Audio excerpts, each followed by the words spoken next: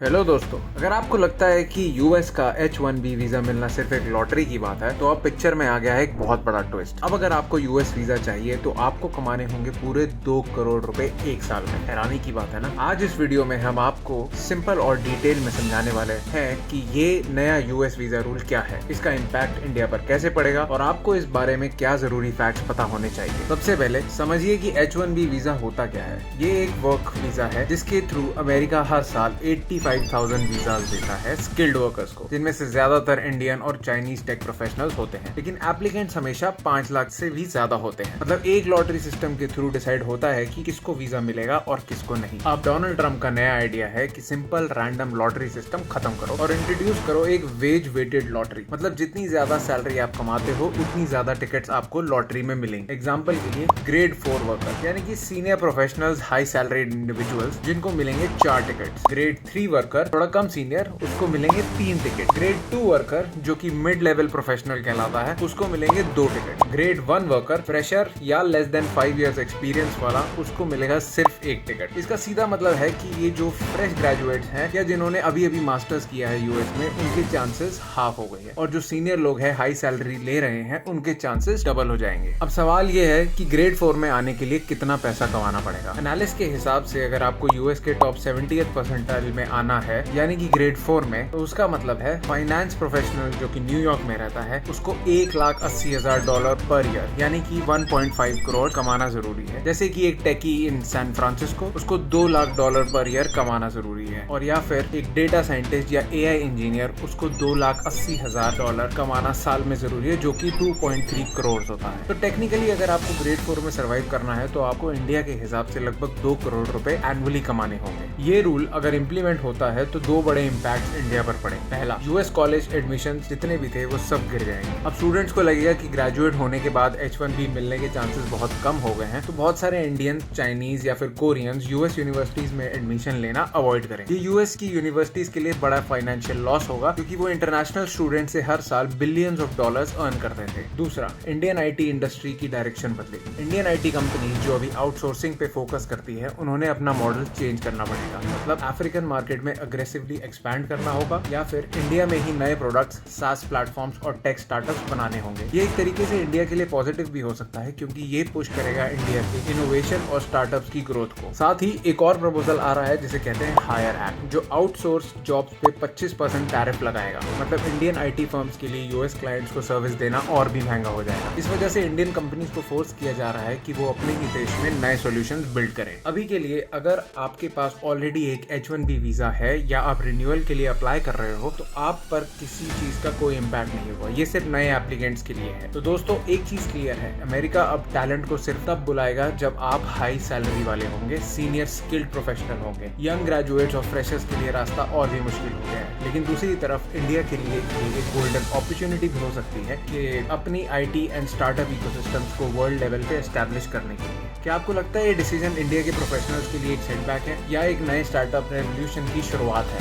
Comments में बताइए। और हाँ, वीडियो पसंद आया तो लाइक कीजिए, शेयर कीजिए और सब्सक्राइब कीजिए हमारे चैनल को ऐसे ही एंगेजिंग और फैक्ट बेस्ड वीडियोस के लिए।